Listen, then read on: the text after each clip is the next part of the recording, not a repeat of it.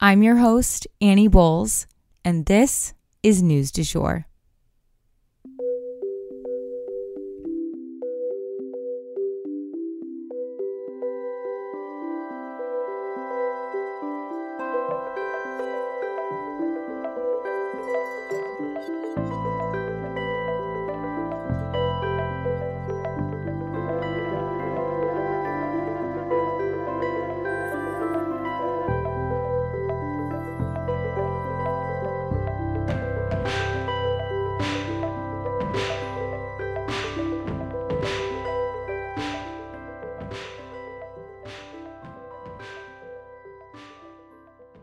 Hey, you guys, and welcome back to the News du Jour, a calmer space to consume the news.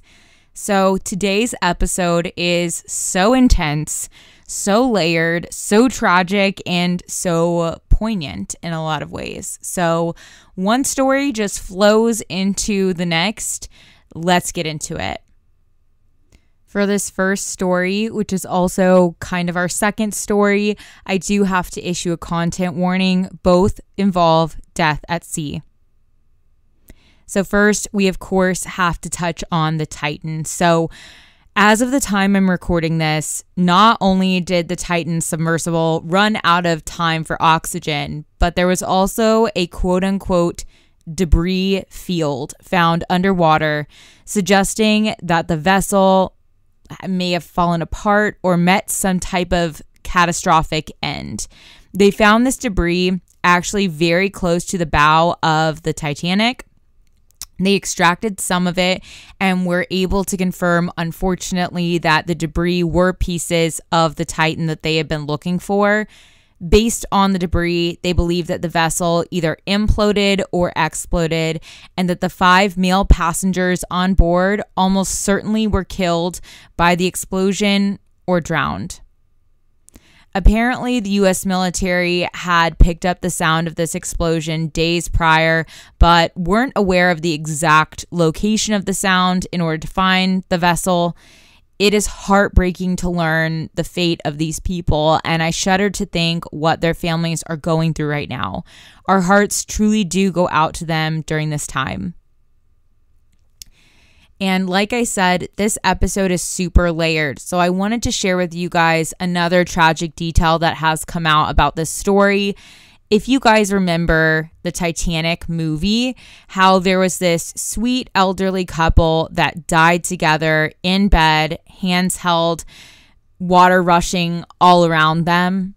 Well, that couple in the film were actually based off of a real life couple that were on board the Titanic, who happened to be the relatives of Wendy Rush, who is the CEO of OceanGate's wife. So not only did she lose 2 ancestral relations at this site, but now her husband as well. At the end of the day, it doesn't matter how much money or power or influence you have. Humans are made of flesh and blood. These powerful men died in the same way that anyone else would have in the same scenario. No amount of money or intellect could save them at 13,000 feet below. But still, it hurts to imagine how their voyage likely ended with crushing pressure. The 5 of them potentially reaching, fighting towards the light of the surface so far away. They were not the first ones to die this way, and they won't be the last.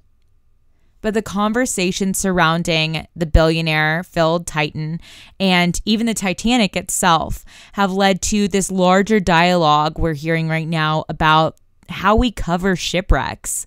Are they only newsworthy when they're people of prominence? Why aren't we desperately searching for missing migrants who are just as human and have far fewer resources?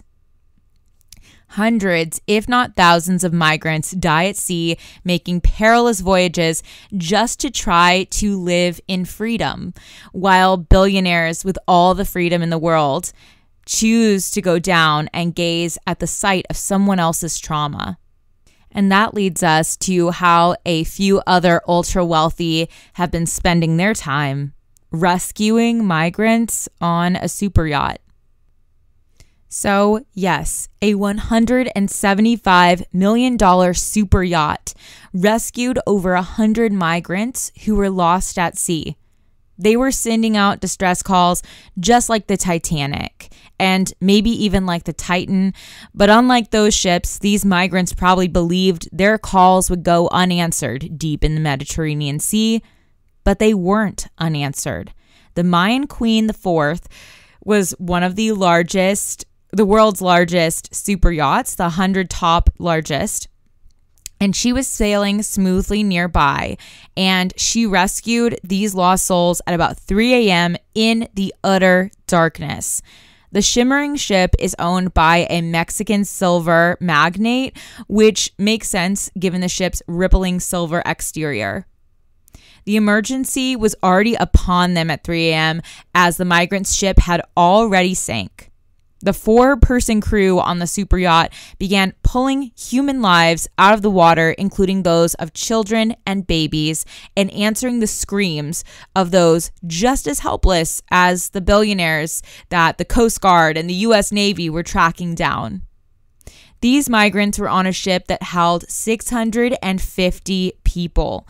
So in rescuing just over 100, that means likely more than 500 people died at sea in that one shipwreck, calling into question the international cost spent trying to rescue 5 people who chose to risk their lives for fun. Obviously, these incidents happened in very different parts of the world, but it is such a stark contrast with the two happening concurrently. Tragic, poignant, depressing, and yet very real. This has become a larger conversation about how the ultra-rich should spend their lives and their money. But you know what? They're not asking for our feedback. But at a time when there are so many legitimate and grave threats to humanity at large, how would you spend $1 billion? How would you spend your life if you had access to that kind of money? If you had the brain that would allow you to make that kind of money, wouldn't you want to use that brain to troubleshoot humanity's woes rather than just accumulating more and more until the numbers drawing upward are just meaningless? And that leads us to our final story of the week. I'd like to issue a content warning here. This story involves 2 very rich idiots who are likely to annoy the shit out of you. Let's get into it. So the cage fight. We have to talk about this cage fight. It's a perfect story to end on. Speaking of people with too much money, it seems like Elon Musk and Mark Zuckerberg may have run out of ways to jab at each other online and are now trying to take their fight to the Vegas octagon.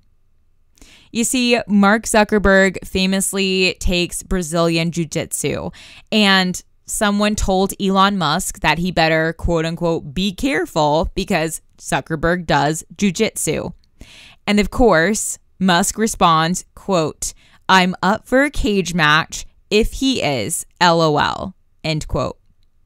Zuckerberg asked Musk to, quote, "send me location," end quote. Musk replied, "the Vegas octagon."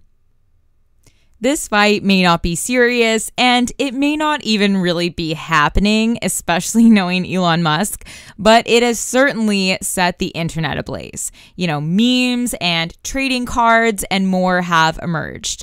But the ridiculousness of this making headlines still points out the obvious and really the theme of today's episode.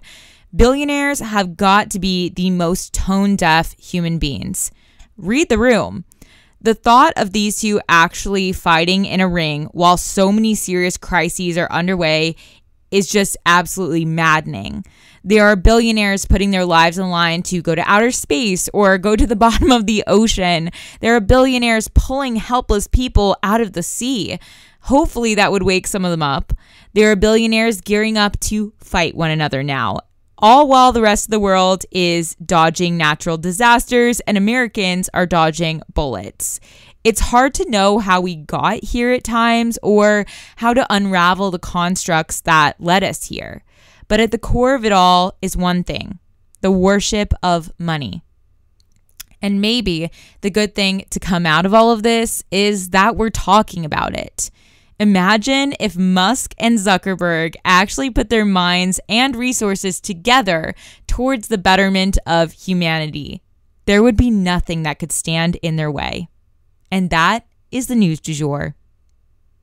Today, I wanted to leave you guys with the quote, "Yet he is but a mask. 'Tis the thing behind the mask I chiefly hate, the malignant thing that has plagued humankind since time began. The thing that maws and mutilates our race, not killing us outright, but letting us live on with half a heart." And that's from Moby Dick. Hope I left you guys with enough to chew on for your weekend there. Happy Friday. If you enjoyed this episode, please subscribe on whatever podcast platform you use to listen. A rate and review or shout out on social media would mean the world to us and help us be able to keep creating the news du jour.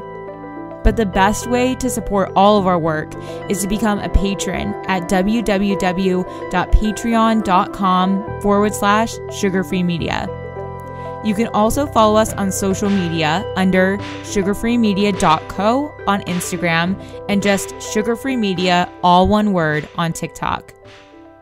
We appreciate you listening and look forward to telling you about the news again next time on News du Jour. Broadcasting from Oklahoma.